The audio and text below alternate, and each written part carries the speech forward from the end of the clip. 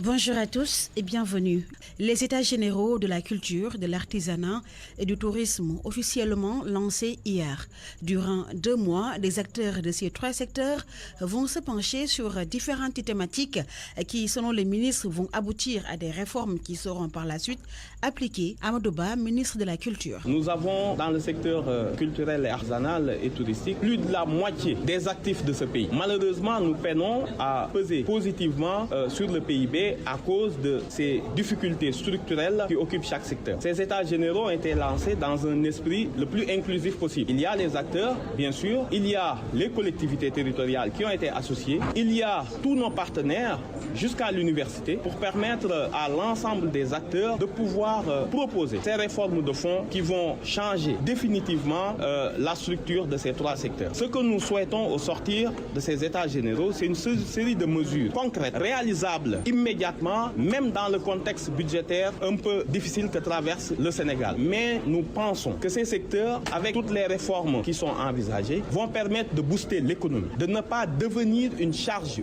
budgétaire, mais des leviers de croissance. Nous pensons qu'au sortir de ces états généraux, la culture, avec le patrimoine en premier, aura un nouveau cadre légal. Au niveau de la culture, il y a le financement du cinéma et de la culture en général, avec une nouvelle fiscalité qui devra accompagner les spécificités intrinsèques de ce secteur. Voilà à peu près les grands enjeux de ces états généraux. D'ici 60 jours, ces acteurs vont être en conclave pour poser de façon objective les défis, les limites de ces secteurs et les outils de renouveau. Le gouvernement s'engage à les rendre opératoires. La 2e édition du festival Casa Nice Show démarre ce vendredi. La musique sera au cœur des activités de ce festival qui va se dérouler en Casamance. Eva d'Oliveira, la chargée de communication du dit festival. Le Casa Nice Show est un festival qui met en avant les talents locaux dans la musique, la culture et les métiers créatifs. C'est aussi un espace de rencontre, de partage et de découverte pour le public et les professionnels. Nous avons voulu créer une plateforme pour valoriser des talents, souvent peu visibles, encourager les échanges et inspirer les jeunes à s'intéresser à la culture et au développement personnel. Mettre en lumière des talents locaux, surtout, on insiste vraiment là-dessus. Créer des opportunités de collaboration,